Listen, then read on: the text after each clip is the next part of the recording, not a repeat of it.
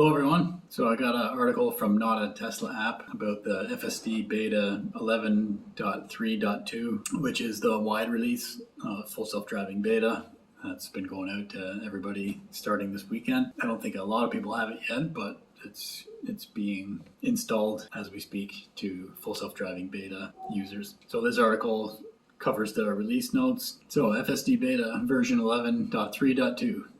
Enabled FSD Beta on highway. This unifies the vision and planning stack on and off highway and replaces the legacy highway stack, which is over 4 years old.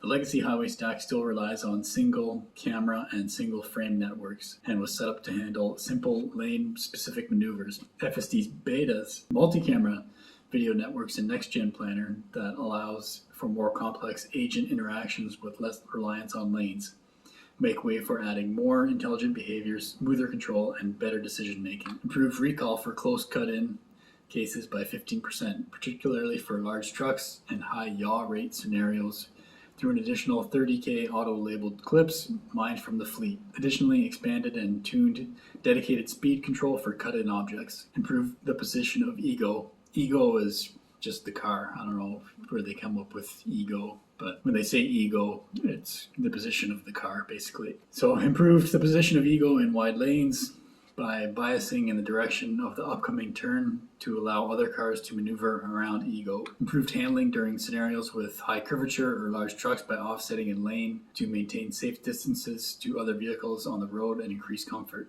So apparently the car will kind of give you a little more space in between a big semi-truck, which makes sense. Like that's something a human would do. Just give yourself that bit of extra space between you and a big truck. Improve lane changes in dense traffic scenarios by allowing higher acceleration during the alignment phase. This results in more natural gap selection to overtake adjacent lane vehicles very close to ego. Made turns smoother by improving the detection consistency between lanes, lines, and road edge predictions. This was accomplished by integrating the latest version of the lane guidance module into the road edge and lines network. Improved accuracy for detecting other vehicles. Moving semantics to improve precision by 23% for cases where other vehicles transition to driving, and reduced error by 12% for cases where autopilot incorrectly detects its lead vehicle as parked. These were achieved by increasing video context in the network, adding more data of these scenarios, and increasing the loss penalty for control-relevant vehicles. Extended maximum trajectory optimization horizon, resulting in smoother control for high curvature roads and faraway vehicles when driving at highway speeds. Improved driving behavior next to row of parked cars in narrow lanes, preferring to offset and stay within lane instead of unnecessarily lane changing away or slowing down. Improved back-to-back lane change maneuvers through better fusion between vision-based localization and course map lane counts. Added text blurbs in the user interface to communicate upon upcoming maneuvers that FSD Beta plans to make. Also improved the visualization of upcoming slowdowns along the vehicle's path. Chevrons rendering at varying opacity and speed to indicate the slowdown intensity, and a solid line appears at locations where the car will come to a stop. Improve the recall and precision of object detection, notably reducing the position error of semi-trucks by 10%, increasing the recall and precision of crossing vehicles over 100 meters away by 3% and 7% respectively, and increasing the recall of motorbikes by 5%. This was accomplished by implementing additional quality checks in our 2 million video clip auto-labeled dataset. Reduced false offsetting around objects in wide lanes and near intersections by improving object kinematics, modeling, and low speed scenarios. Adjusted position of automatic blind spot camera when FSD Beta is active to prioritize autopilot visualization. Drag the camera to save custom positions. And then it goes on to cover different sections. I'm not going to read all these because I realize this goes on for quite a while. I'll just highlight the sections and maybe make some comments.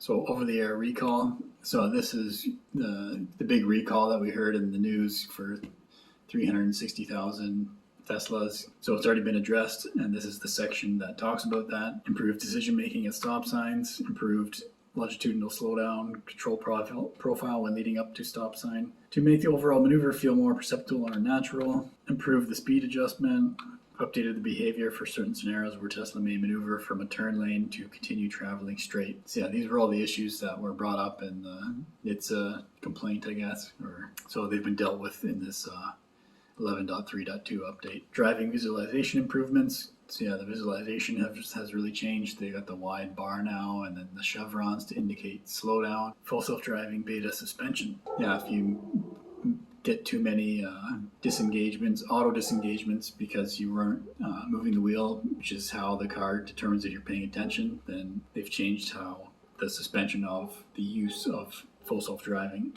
and it looks like you can lose it for 2 weeks. Park assist, which I talked about in my previous video, it's updated now, so the measurements are back. Chevrons, stop line, that shows where the car is going to stop. Blue traffic lights, yeah, the visualization will now display traffic lights in blue if the vehicle feels they are relevant to the navigation. Voice drive notes, so you can add notes when there's a disengagement. FSD Beta messages, so they include messages at the top of the screen to say what the car is going to do. For example, here it says waiting for bicyclist. You have the option now to select minimal lane changes, so the car doesn't make a lot of lane changes on a highway. The organized autopilot menu, FSD profile shortcut, so you can save your settings to your profile. So if you have different drivers in the same car, you can adjust the settings and save it for your own profile. View cabin camera. You can now see a live view of your vehicle's cabin camera while within the vehicle. You can now view your vehicle's cabin camera feed while in the vehicle.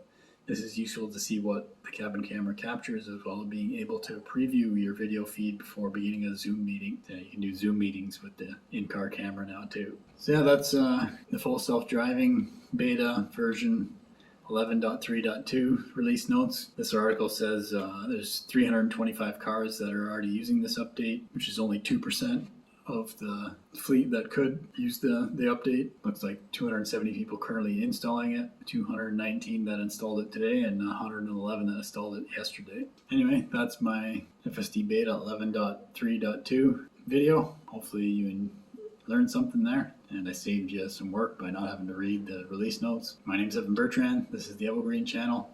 Thanks for watching.